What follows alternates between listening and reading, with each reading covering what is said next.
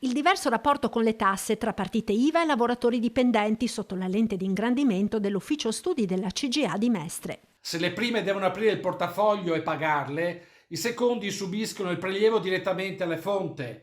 In oltre 9 casi su 10 le tasse e i contributi pagati dalle famiglie dei lavoratori dipendenti del Veneto vengono prelevati alla fonte e trattenuti direttamente dal lordo della busta paga, come IRPEF e contributi previdenziali o inclusi negli acquisti di beni e servizi, come l'IVA, le accise, il canone RAI, l'imposta sulla RC Auto, il contributo al Servizio Sanitario Nazionale.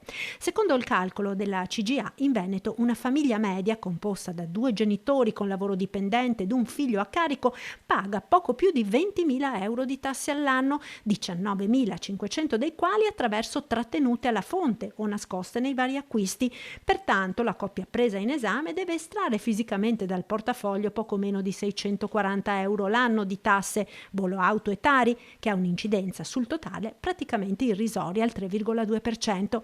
Ben diverso quanto accade per i lavoratori autonomi, che sono chiamati a pagare direttamente gran parte del loro carico fiscale, cosa che determina nel popolo delle partite IVA un'insofferenza nei confronti delle tasse molto superiore a quella manifestata dai dipendenti. E questo lo si avverte soprattutto nel Veneto, che da sempre è una terra di piccoli imprenditori e partite IVA. Di una cosa comunque tutti sono d'accordo: in Italia la pressione fiscale è eccessiva.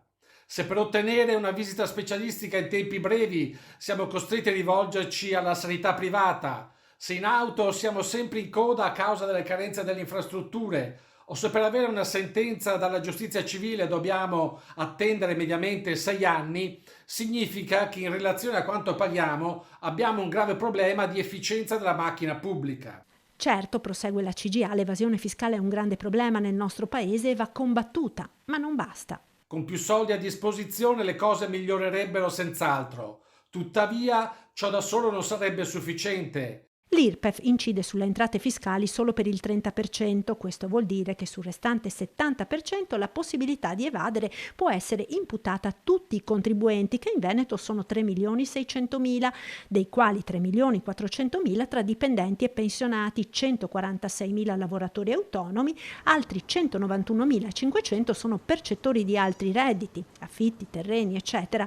A livello provinciale l'area che ne conta di più è Verona, seguono Padova e poi Treviso, che con oltre 674.000 contribuenti, di cui oltre 25.000 autonomi, si piazza al terzo posto.